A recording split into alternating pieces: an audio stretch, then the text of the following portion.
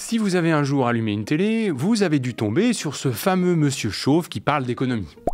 Mais non, mais pas moi, je suis jamais à la télé en plus. Oui, non, on parle de François Langlais. C'est le monsieur économie du PAF. Vous avez peut-être aussi déjà vu Emmanuel Le Chypre, Nicolas Dose, Alexandra Ben Saïd, Dominique Seux ou Stéphanie Antoine. Le point commun, c'est qu'aucun d'entre eux n'a fait d'études d'économie. Ils viennent presque tous de Sciences Po, avec une spécialisation dans une école de commerce. Donc ce sont pas des économistes, ce sont des journalistes. Leur rôle, normalement, c'est d'interviewer ou de relayer la parole de gens pertinents, que ce soit des acteurs de la vie économique, genre des professionnels de différentes industries, ou des observateurs experts, que sont les économistes universitaires. Et en soi, c'est pas hallucinant qu'ils n'aient pas eux-mêmes fait d'études en économie, puisque leur expertise à eux, en fait, c'est d'être des relais pour transmettre l'information. Donc voilà, c'est facile, François Langlais, c'est un journaliste. Sauf que... Mais alors, regardez ça, il est économiste, François Langlais ? Hein ? Il est économiste ? Non mais attends, c'est pas possible, il est pas chercheur. Mais attends, de toute façon, l'économie, est-ce que c'est vraiment une science ? Si ? Non ? Je suis perdu. Bah attends, peut-être c'est parce que c'est un peu aussi un financier, donc tu sais, financier, économiste... Non, il est pas financier. De toute manière, un financier, c'est pas un scientifique, donc c'est pas un économiste. Attends, des scientifiques en économie ? J'aimerais bien voir ça. Bah, enfin, Marina ? L'économie, c'est une science ? Bah oui, une science sociale. Notre pays aime la finance magique. La finance magique, on peut toujours la déclarer. Il n'y a pas d'argent magique. Le gouvernement s'est auto-congratulé. 100 milliards d'euros. J'ai sauvé l'économie française. Il n'y a pas d'argent magique. Alors, c'est quoi en fait un économiste ? Parce que François Langlais, donc un journaliste qui devient comme par magie économiste, bah en fait c'est pas un cas isolé. Ça pourrait presque devenir une discipline olympique que d'être présenté comme économiste sans vraiment en être un. Donc d'être présenté comme un expert qui a une légitimité particulière sans en avoir aucune.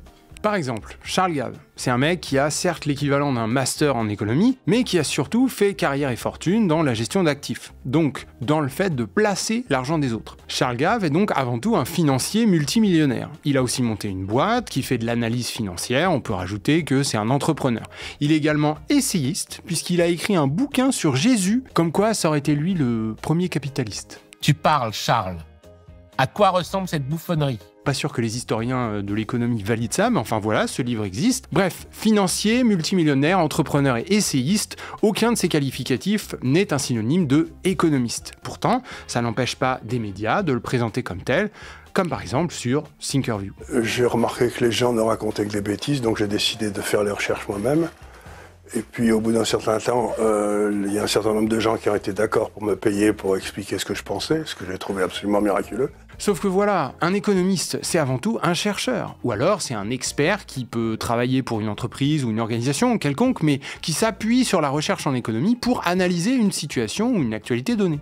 Oui alors, recherche en économie, hein, comme si l'économie était une science. Les vraies sciences, c'est plutôt genre la physique, hein. Tu connais la blague. Si tu fais débattre deux économistes ensemble, tu auras 3 avis différents. Voilà. Alors en fait, la vraie blague, elle viendrait de Churchill qui aurait dit « Si vous mettez 2 économistes dans une pièce, vous aurez 2 avis différents, à moins que l'un d'entre eux ne soit Lord Keynes, auquel cas vous aurez 3 avis différents. » Ce qui témoigne du fait que Churchill était le représentant d'une droite très conservatrice, opposée à Keynes, qui lui, sans être non plus un socialiste, défendait plutôt des idées de gauche.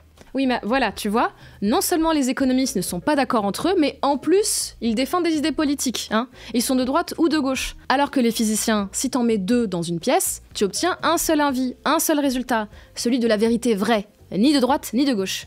Ok, alors, effectivement, on a quelques clichés à débunker. Démarrons par la base. Oui, la science économique est une science, une discipline académique. Les chercheurs et chercheuses en économie publient leurs travaux dans des revues spécialisées afin qu'ils soient révisés, répliqués, augmentés, critiqués par leurs pairs. Donc contrairement à l'édition par exemple, où n'importe qui peut écrire un livre et raconter un peu n'importe quoi, sans aucun contrôle, coucou Charles Gave, eh bien en science c'est pas pareil. Quand on écrit un article scientifique, il est d'abord relu par plusieurs chercheurs avant d'être publié, et une fois que c'est fait, il est lu par plein d'autres chercheurs qui vont répondre, critiquer, proposer d'autres approches, voire même parfois faire supprimer la publication initiale s'il y a des erreurs. Ainsi, grâce au fonctionnement de l'institution scientifique, la connaissance scientifique est une construction à la fois collective, le grand chercheur qui sait tout sur tout, ça n'existe pas, et fiable, ou en tout cas, disons, le plus fiable possible. Oui, parce qu'on sait bien que cette institution scientifique, elle est totalement critiquable. Son fonctionnement n'est pas parfait, ni en économie, ni en physique, ni en rien du tout. Cela dit, c'est pas parce que c'est pas parfait que c'est pas déjà pas mal. Regardez autour de vous ce qu'on arrive à faire avec la science,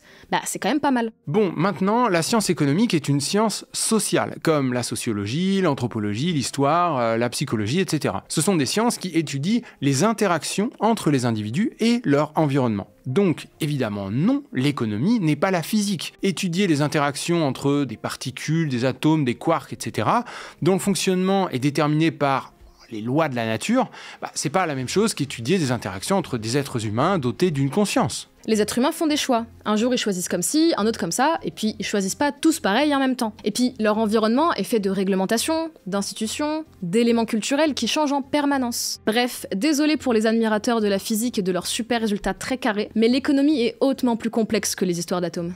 C'est d'ailleurs en partie pour ça que les physiciens sont plus facilement d'accord entre eux.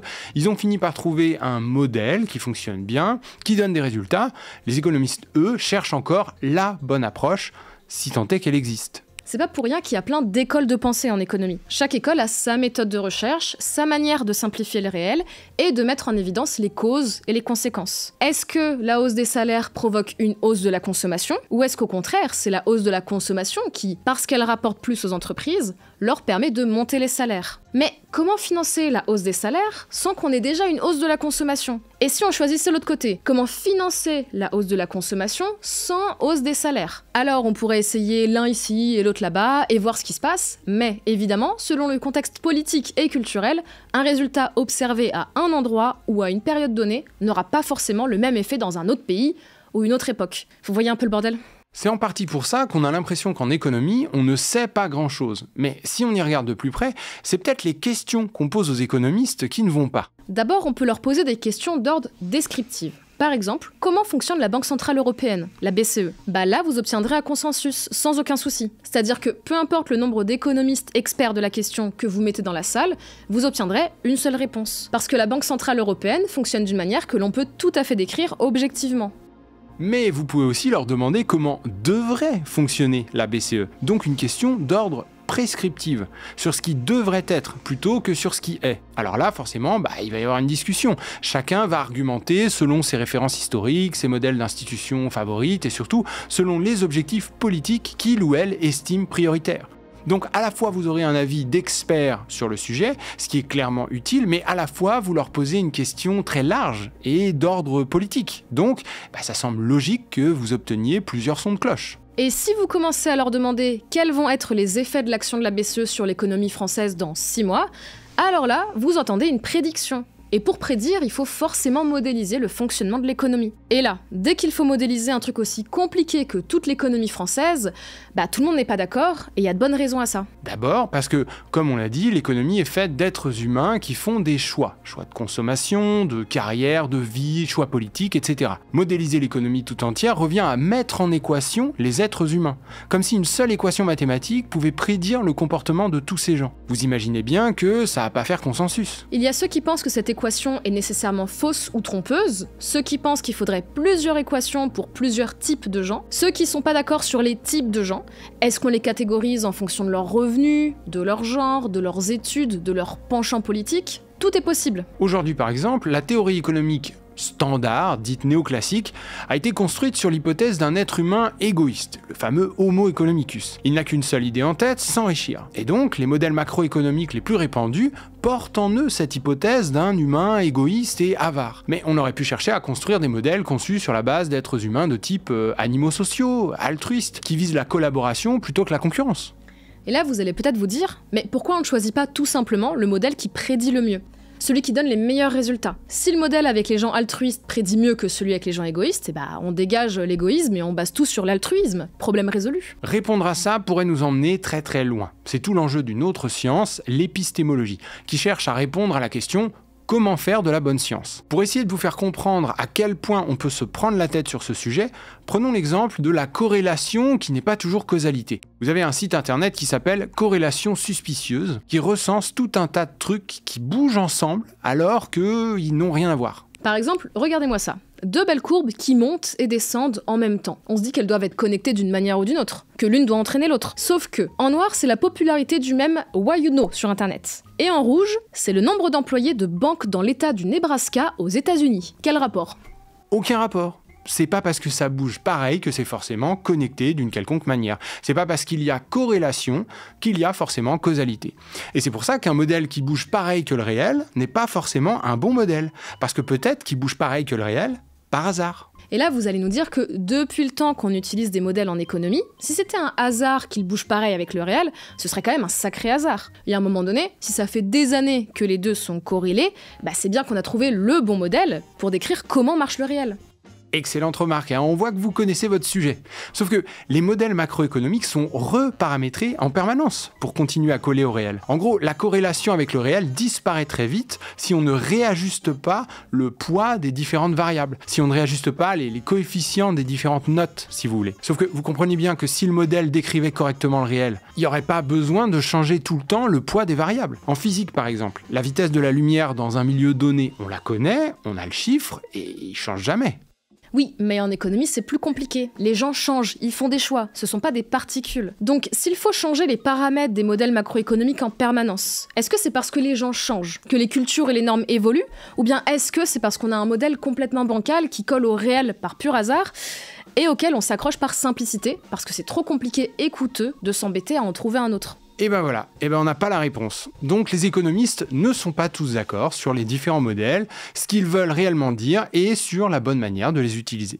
Bon alors, là on vous a sûrement donné l'impression qu'on ne sait rien en économie, mais rappelez-vous de l'exemple de la Banque Centrale Européenne. Demandez à 2 économistes comment elle fonctionne, et vous aurez un consensus. Et parfois, même sur des sujets qui ont l'air plus périlleux, en fait, ils peuvent être globalement d'accord, les économistes. Par exemple sur le marché de la drogue. Alors le débat du jour, c'est l'économie du cannabis. J'ai le sentiment qu'il y a un consensus chez les économistes, c'est qu'il faut légaliser le cannabis. Oui, alors en tout cas, moi, je n'en ai jamais rencontré ce jour qui était opposé à la légalisation. Et il y a de bonnes raisons économiques et sociales, je pense, à cela. Voilà, là, il y a un consensus assez large. Notamment parce que la question est très précise. Après, le comment exactement légaliser, là, c'est une autre question. Ça devient du prescriptif, ça devient plus politique. Sur l'immigration aussi, il y a un consensus assez clair pour dire que les positions de l'extrême droite, en France ou aux États-Unis, qui voient les étrangers comme des personnes à virer pour récupérer de l'argent, c'est faux. S'il y a un consensus, c'est bien que globalement, l'immigration ne va pas déstabiliser le marché du travail, ne va pas affecter ni l'emploi ni les salaires. L'immigration zéro, d'un point de vue purement économique, n'aurait aucun effet positif sur la croissance. À l'inverse, les études montrent que plus d'immigration, c'est plus de croissance économique. Encore un exemple, le consensus au sein des économistes sur la nécessité de taxer davantage l'héritage en France pour corriger les inégalités est tel que même des journaux généralement pro-business et donc plutôt pas trop pro-taxation ne peuvent pas l'ignorer. Bon, maintenant on est un peu plus au clair sur la science économique. Déjà, c'est bien une science, c'est une science sociale. Parce qu'elle est sociale, elle est complexe. La réalité, elle est parfois dure à observer. Et il y a des désaccords sur comment construire des modèles fiables et utiles. Si vous parlez à un économiste, selon si vous lui posez des questions descriptives ou alors prescriptives, vous pouvez vous attendre à une réponse plus ou moins complexe, qui fait plus ou moins consensus. Et ça peut donner l'impression que personne n'est d'accord. Alors qu'en fait, il y a bien des consensus en économie. Bon, mais maintenant qu'on a dit tout ça, la question qui se pose c'est, puisqu'on a des économistes experts de plein de sujets intéressants, alors pourquoi on a l'impression qu'on les voit jamais dans les médias ?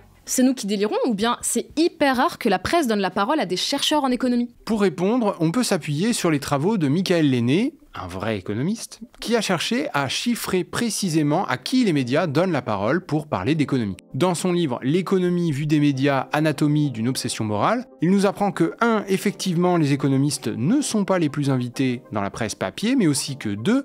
Les médias sont très mauvais pour éviter les conflits d'intérêts. Entre 2014 et 2015, sur un total de 1966 occurrences, le journal Le Monde a cité 48,6% d'experts salariés d'une banque, 17,2% d'économistes à gages, cumulant titres universitaires et postes dans une entreprise ou en conseil d'administration, et 9,9% d'experts/dirigeants d'une institution financière, ce qui donne près de 76% de situations de conflit d'intérêts. Les économistes universitaires ne représentent que 24% des citations dans les articles économiques. Ok, donc c'est pas nous qui délirons. Alors, pourquoi est-ce qu'il y a si peu d'économistes invités ? À première vue, ça a l'air débile de s'en priver. Parce que bon, nous, on produit du contenu journalistique. On a même un média à nous. Donc, on voit comment ça marche. Inviter un expert, ça permet au moins 2 choses. Déjà, ça permet d'économiser vachement de taf de journalisme. À la télé, si vous voyez autant d'interviews et de plateaux de partout, c'est que c'est relativement peu cher. Beaucoup moins cher que d'autres formats comme le reportage, le documentaire ou n'importe quoi d'autre qui demanderait de faire bosser quelqu'un pour l'écriture, la recherche, l'info, il faut sourcer tout ça. Ce que je veux dire, Gilles, c'est que tu coûtes trop cher. Oui, mais un journaliste de qualité, ça a un prix. Et deuxièmement, l'autre intérêt, c'est la perception de légitimité par le public. Parce qu'un média, ça fonctionne sur la confiance de son auditoire. Or, avoir un économiste dans son sujet, ça fait tout de suite sérieux. Donc Gilles, désolé, mais t'es viré parce que tu coûtes trop cher alors que t'as 0 légitimité. Bon, la vraie question c'est, est-ce que j'ai l'air sérieux? Vas-y, mets mon nom avec économiste à côté là, hein? Et tu te fous de moi, ça s'écrit pas comme ça. De toute façon, mets pas mon nom, mets le nom de ma chaîne plutôt. Ah, c'est mieux. Mets le nombre d'abonnés aussi. Voilà. Donc, les vrais économistes, ils remplissent bien ces 2 critères. Donc, on les met sur un plateau, c'est pas cher et ça fait sérieux. Mais le problème, c'est qu'ils sont pas du tout formés au truc le plus important pour un média. Capter l'attention et la conserver. Parce que le modèle économique des médias est basé sur l'audimat. Tenez, prenez par exemple Agnès Benassi-Kéré, une économiste spécialisée dans les questions macroéconomiques. En vrai, elle s'exprime assez bien, elle peut être invitée en plateau sans trop de soucis. Et d'ailleurs, en 2021, à la sortie des différents confinements liés à la crise du Covid, elle est invitée sur BFM Business avec des questions pile dans sa spécialité. Tout est aligné pour que ce soit un grand moment de télévision. Est-ce que c'est l'été, je dirais, de tous les possibles? On va se retrouver avec un espèce d'effet mécanique d'un être bon. Est-ce que pour autant on aura du rattrapage? Alors, ça dépend ce qu'on appelle le rattrapage, évidemment. Ça dépend ce qu'on appelle le rattrapage, évidemment. Eh bah ouais, toujours à vouloir être précis. Faudrait pas non plus créer un grand moment de télé avec un oui ou un non grandiloquent. Eh bah non, d'abord il faut définir les termes pour être sûr d'informer correctement le public. Autre cas. Imaginez que vous avez une bête d'économiste en face de vous, elle a un prix Nobel pour ses enquêtes de terrain dans les pays en développement, dans lesquels elle cherche des solutions concrètes, comme le déploiement de moustiquaires contre le palu, l'accès à l'eau potable, tout ça dans le but de contribuer à éradiquer l'extrême pauvreté. C'est super, vous allez pouvoir lui poser plein de questions du genre « Pourquoi il y a de l'inflation en Europe ?» Est-ce que maintenant, toutes ces liquidités injectées par les banques centrales, c'est une des grosses causes de l'inflation qu'on est en train de vivre avant la guerre d'Ukraine? Alors là, à nouveau, moi, j'ai pas la réponse de cette question et je ne pense pas qu'il y ait... Je pense pas qu'il y ait un consensus sur la réponse à cette question. Alors, moi, je ne sais pas. Ah bah voilà, une question pas trop dans son sujet, la meuf s'effondre. Comment voulez-vous travailler? Faudrait qu'on prépare les interviews aussi? On rigole, mais en vrai, ce type de format mal préparé, où l'intervieweur pose les questions qui lui passent par la tête et où il ne se soucie aucunement de l'expertise de l'économiste en face, ça donne ça en commentaire. Je l'ai trouvée très imprécise. Elle est même pas capable de définir guerre économique. Très molle intellectuellement. Pénible à suivre, flou. Alors d'un côté, vous avez Charles Gave, qui est décrit comme un génie d'une clarté folle dans les commentaires parce qu'il répond à tout en mode YOLO, alors que je vous assure qu'il raconte des énormités, n'écoutez pas Charles Gave. Et de l'autre côté, vous avez Esther Duflo qui fait ce qu'elle peut de manière très honnête avec ce qu'on lui donne. La conclusion de tout ça, c'est qu'inviter des économistes, c'est relou. Et du coup, il vaut mieux inviter des gens qui ressemblent à des économistes, mais qui ont un petit côté plus commercial, plus sympa parce qu'ils arrivent à bien s'exprimer. Je parle bien sûr des... financiers. Ça parle gros chiffres, c'est technique, mais c'est fluide. Vous pourriez avoir l'impression que, un financier, c'est quand même un peu la même chose qu'un économiste universitaire. Eh ben non, c'est pas du tout pareil. Tenez, prenez mon cas par exemple. Avant de me plonger corps et âme dans la lecture d'articles de recherche en économie, j'ai été financier à Wall Street. Ah ouais, carrément. Genre...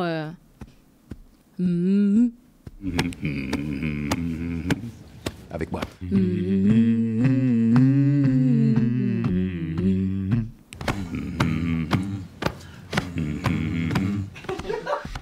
Ouais, non, pas à ce point-là, mais oui, à Wall Street.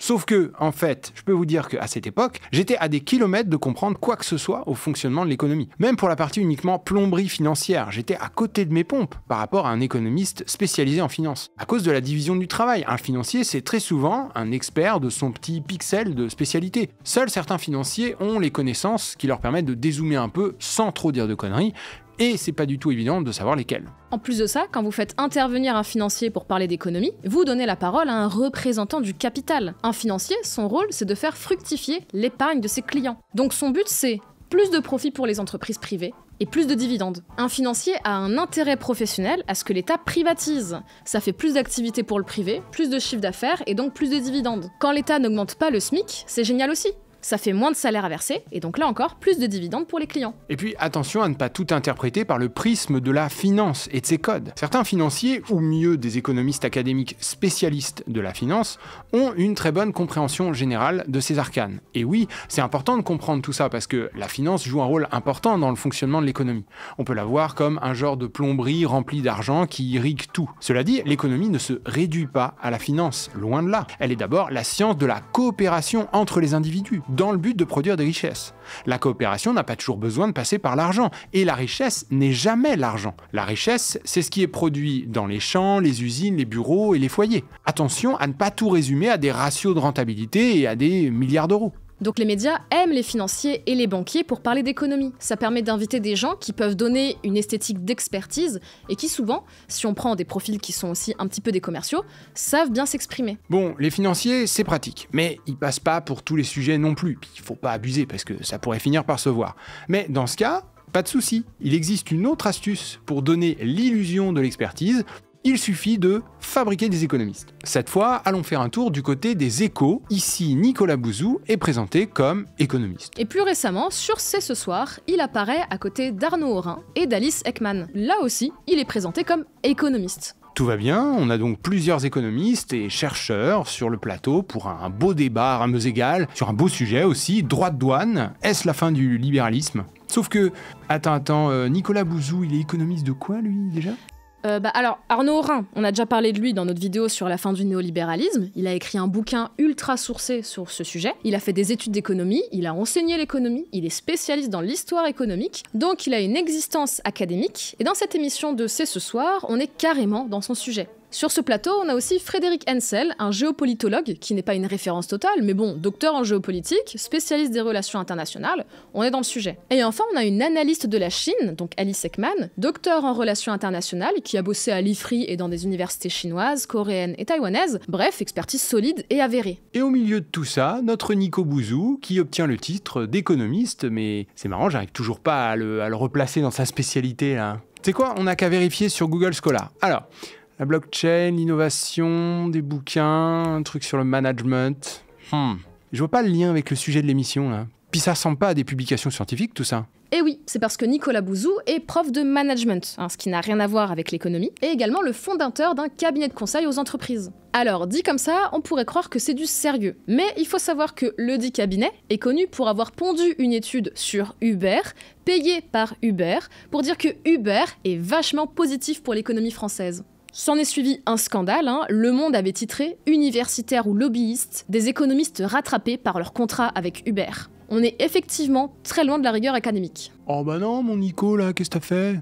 En tout, il y a 3 personnes qui sont citées dans cet article, Augustin Landier et David Tesmar. Augustin Landier et David Tesmar sont des économistes universitaires, donc des chercheurs qui publient dans des revues scientifiques, mais dans cette affaire, ils se sont fait 50 000 € chacun en 10 jours de travail pour une étude qui dit que Uber crée des emplois de qualité. 100 000 € pour 10 jours de travail, ça fait déjà 2 emplois de qualité créés par Uber. 3 même du coup, si tu comptes la 3e personne, Nicolas Bouzou.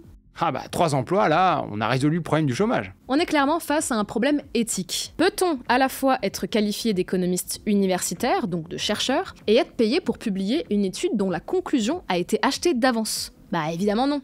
Attends, Bouzou est peut-être pas chercheur, mais il a employé des chercheurs. Et puis, qui te dit que la conclusion a été achetée d'avance? Regarde, là, dans l'article du Monde, il le dit lui-même, « Mon équipe travaille en totale indépendance, garantie dans nos contrats, nous ne nous engageons jamais sur un résultat au préalable. » Ça a l'air sérieux. Ouais, mais regarde le paragraphe juste en dessous, là. Ils disent que Nicolas Bouzou a envoyé un mail à Uber le 1er avril 2015, après avoir réfléchi au mode d'accompagnement qui pourrait être le plus efficace pour Uber France. Monsieur Bouzou écrit à la multinationale que le plus utile serait de publier une note synthétique qui démontrerait la contribution d'Uber à l'économie française. Les seuls destinataires du courriel sont des lobbyistes du groupe. Bref, c'est bien pleinement une démarche de lobbying.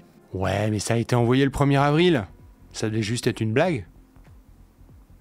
Bon, le problème de présenter un Nicolas Bouzou comme économiste sur un plateau rempli de vrais économistes, c'est qu'on le met au même niveau que des gens qui, eux, ont une véritable expertise et une véritable éthique de travail. Alors que lui, c'est juste un prof de management et un patron de cabinet de conseil qu'il est visiblement possible d'acheter. Charles Gave ou Nicolas Bouzou ont une certaine expertise du monde économique. C'est pas ça le problème. Charles Gave, si vous voulez lui poser des questions sur comment placer son argent dans des paradis fiscaux et l'utiliser pour influencer des élections françaises, là vous avez un bon mec. Ce qui est abusif, c'est de leur donner un titre d'économiste. C'est un peu comme si on invitait un serveur de bistrot en disant qu'il est sociologue, parce que c'est quelqu'un qui parle avec beaucoup de gens dans la journée quand même. Et je dis pas que la parole d'un serveur de bistrot n'est pas intéressante, c'est pas ça le sujet. En vrai, ce serait même pas mal d'avoir un peu plus de travailleurs dans les médias, mais ce serait bizarre d'inviter un serveur en lui attribuant une casquette de sociologue et en lui demandant, comme si c'était un expert incontesté, comment la politique du gouvernement est perçue dans les classes populaires.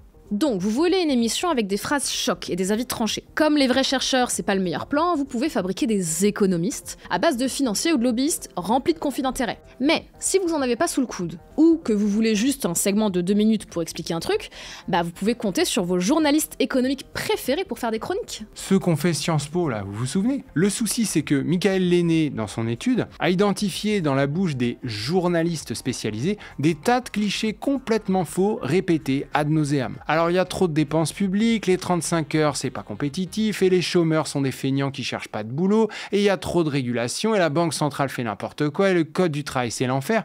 Rien de tout ça n'est le résultat d'un consensus scientifique. Mais pourquoi se faire chier à lire des études compliquées? De toute manière, les formats employés par les médias, trop courts, pas prévenus à l'avance, pas formés à l'exercice, etc., font que les scientifiques n'aiment pas venir. Effectivement, comme on l'apprend grâce au travail de Michael Lenné, l'analyse de ces différents thèmes révèle la présence d'un certain nombre de biais de la part des médias qui globalement adoptent, avec quelques nuances, un même positionnement. Une idéologie anti-étatiste qui fustige l'action de l'État toujours et partout, comme si celui-ci était finalement le responsable de tous les maux.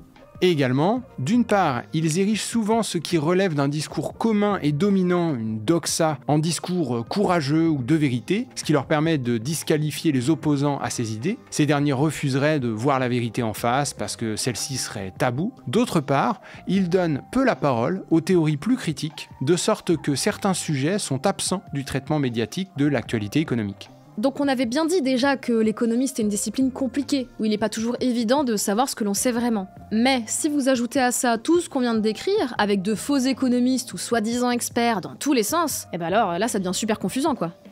Ce qui n'empêche pas que de temps en temps, les planètes s'alignent. Des économistes universitaires qui savent bien s'exprimer parviennent à percer le mur médiatique, et ça donne des séquences qui vous foutent les poils. C'était le cas pendant le débat des retraites avec Michael Zemmour, qui a crevé l'écran en utilisant un savoir encyclopédique, normal puisqu'il était pile dans son sujet, ce qui a mis en difficulté la communication gouvernementale. La pension minimale à 1 200 €, c'est une phrase qu'on entend. Il n'y a pas de pension minimale à 1 200 € dans la réforme. C'est vrai ça? Alors, parce que ça, c'est un des arguments les plus forts du gouvernement, de dire 1 200 € pour tous. C'est sûr et certain. Vous êtes sûr de ça? Parce que c'est vraiment parce que le gouvernement les papiers disent. Ou alors plus récemment avec Gabriel Zucman, économiste, spécialiste de la taxation des hauts revenus, qui est à l'origine de la proposition de loi taxe Zucman, visant à mettre en place une taxe minimum sur les ultra-riches. Et vous dites qu'il y a consensus. Alors il y a consensus en effet sur le fait que, sans doute, ils paient moins de taxes que leurs chauffeurs. En revanche, il n'y a pas consensus sur le fait que tout le monde va y aller. Et c'était ça la réponse sur TF1 d'Emmanuel Macron. Il dit « Est-ce que vous pensez que si on le fait seulement en France, les gens vont gentiment rester chez nous pour être taxés ?» Vous, Gabriel Zucman, vous pensez que oui? Le chef de l'État dit non, et le gestionnaire de fortune qu'on vient d'entendre dans le reportage, il dit « Ah bah non, ils vont partir !» Oui, alors la question de l'exil fiscal, bien sûr, il faut la prendre au sérieux, et la meilleure façon de la prendre au sérieux, ce n'est pas d'interroger les gestionnaires de fortune sur le sujet, mais c'est de se pencher sur les études universitaires, académiques sur la question. Toutes les études aboutissent à la même conclusion, qui est la suivante. L'exil fiscal, il n'est pas nul, mais il est rare. Quantitativement, c'est faible. Alors n'hésitez pas à vous la repasser, celle-là, elle est jouissive. Et la meilleure façon de la prendre au sérieux, ce n'est pas d'interroger les gestionnaires de fortune sur le sujet. Les poils, je vous dis. Le risque actuel, c'est que ce type d'échange n'ait plus lieu. Bah oui, il est relativement facile de rendre les médias hostiles à la science et à la connaissance. Sur les plateaux par exemple, il suffit d'inviter un seul vrai spécialiste face à 2 faux et à un journaliste approximatif pour simplement rendre la parole de l'universitaire inaudible, tout en faisant genre on les invite, ils vont pouvoir parler, mais en fait ils pourront pas vraiment s'exprimer. Vous voulez que je développe tout de suite un peu? Bien sûr. Oui, vas-y. Rodolphe, tu sais qu'il est minuit 18, on a la chirurgie esthétique à faire après. Hein. Ah, ok. C'est un format ultra classique ça. Allez vous cultiver scientifiquement. Je voudrais d'abord que vous vous calmiez, ce qui nous ferait plaisir. Mais attends, vous êtes folle là. C'est vous qui êtes dingue. Même chose sur internet, parce que si vous êtes économiste, l'interview de 2 heures de Thinkerview, bah c'est vachement dur en fait. 2 heures de questions aléatoires par un mec qui veut vous emmener sur tous les terrains, même hors de votre expertise, bah faut être soit super confiant et super bon pour rediriger les questions, soit avoir juste envie de vendre un bouquin, ou alors ne pas avoir compris dans quoi on mettait les pieds. Et cette hostilité à la connaissance se déploie de partout. À la rigueur, on pourrait se dire que c'est juste un problème de coût ou une forme de problème de logistique du journalisme. Quand on invite une économiste universitaire, si on veut préparer un minimum l'interview, bah, il faut lire et comprendre ce qu'elle a écrit. Non seulement c'est long, mais en plus c'est balèze, faut être formé. Et ça demande des formats particuliers. Faut lui laisser un minimum de temps pour vulgariser, sinon ça devient vite trompeur. Et puis en plus, bonjour pour trouver le ou la bonne experte, dispo la veille pour le lendemain, pour venir parler de l'actu du moment sans être payé. Bref, il y a des raisons pratiques à limiter le nombre d'économistes invités. Mais la problématique, elle dépasse cet aspect pratique. En plus du fait que les universitaires ne sont pas formés à la prise de parole, c'est aussi qu'ils disent des choses qui plaisent pas à tout le monde. Et du coup, c'est un peu le principe du consensus ignoré. C'est ce qu'on voit dans le film Don't Look Up, où un astéroïde va clairement s'écraser sur la Terre. Si vous invitez un expert indépendant, au bout d'un moment, dans la conversation, il va dire que c'est bien joli ce qui est raconté sur le plateau, mais que c'est de la grosse connerie. Ensuite, il va pointer le ciel et dire « La comète, là, c'est un consensus scientifique ». Et des comètes en économie, on l'a vu, il y en a. On en a cité quelques-uns. La répression contre le cannabis, ça marche pas, il faut légaliser. L'immigration, c'est pas un truc qui coûte un pognon de dingue, au contraire. Si on veut réduire les inégalités en France, il faut davantage taxer les successions, si. Et non, monsieur le président, ancien gestionnaire de fortune, les études montrent que les ultra-riches ne dégagent pas en masse quand on les taxe davantage. Sauf que toutes ces comètes-là, ce sont des discours dangereux. Une population de fumeurs de shit, des migrants de partout, une idéologie anti-riche primaire. Non mais vous vous rendez compte où s'en irait la France? Attention là, faut pas se tromper de personnes à détester. Calmez vos ardeurs, messieurs les Robespierre de la recherche en économie. J'exagère à peine. Bref, faut qu'on reste vigilant sur ce qui est présenté comme de bon sens. Parce qu'on est de plus en plus amené à entendre tout et n'importe quoi. Tenez, pas plus tard que fin juin, on regardait les articles et les tribunes du Monde, et là on voit Jean Perlevade, soi-disant économiste, qui nous explique que la taxe Zuckman n'a aucun sens. Voilà, une tribune signée par un haut fonctionnaire banquier et chef d'entreprise, proclamé économiste, qui vient balayer du revers de la main une proposition élaborée par plusieurs économistes experts reconnus mondialement, parce que pour lui, en fait, c'est pas possible. Mais ça, c'est dans le même journal qui, 1 mois avant, avait été pourri par l'homme le plus riche de France, propriétaire de journaux concurrents d'ailleurs, parce qu'il avait pas aimé que Le Monde enquête sur les Panama Papers, et du coup, son argent à lui bien placé. Je ne défendrai pas le Monde, mais on peut pas l'accuser d'être... voilà. Il est pas marxiste. Non, voilà. Il est plutôt LFI. Ouais, à ce stade, c'est n'importe quoi en fait. Si Le Monde c'est LFI, alors moi je suis candidate à la présidentielle pour 2027. L'argent magique, ça n'existe pas. Par contre, regardez, il ruisselle là de partout. Nicolas Bouzou, c'est un économiste, et tout va bien finir. Ça a l'air marrant de dire n'importe quoi. Les marchés financiers sont efficients. En tout cas, merci d'avoir suivi cette première saison d'Argent Magique. Cette série vous a été proposée et produite par notre petit collectif Stup Media et par Blast. Un immense merci à toute l'équipe, Arnaud Gantier, l'autre mec de Stupid Economics là, qui a coécrit avec nous tous les sujets, Ace Modé pour les super montages, Valentin Levetti pour la réalisation et la production, et les équipes de Blast pour le joli générique qui a ouvert tous nos épisodes et les miniatures qui allaient avec. Et évidemment, merci à vous d'avoir suivi cette saison et de l'avoir soutenue avec des dons et ou des partages. On espère sincèrement que cette première saison vous a plu. N'hésitez pas à nous dire en commentaire quel sujet vous aimeriez voir abordé dans une éventuelle saison 2. Et nous, on se retrouve à la rentrée peut-être. Oui, je me suis un peu écrasée en parlant là, peut-être. Peut-être, messire. Je sais jamais comment mettre... Vas-y, installe-toi. Ah ouais, carrément, genre... Ça Ça va être dur. Ouais, ça va être dur. On va y arriver, on va y arriver. Ouais. Ah ouais, genre... Tu l'as pas, Marina. T'as pas regardé le film. T'as pas regardé. J'ai pas regardé. Genre...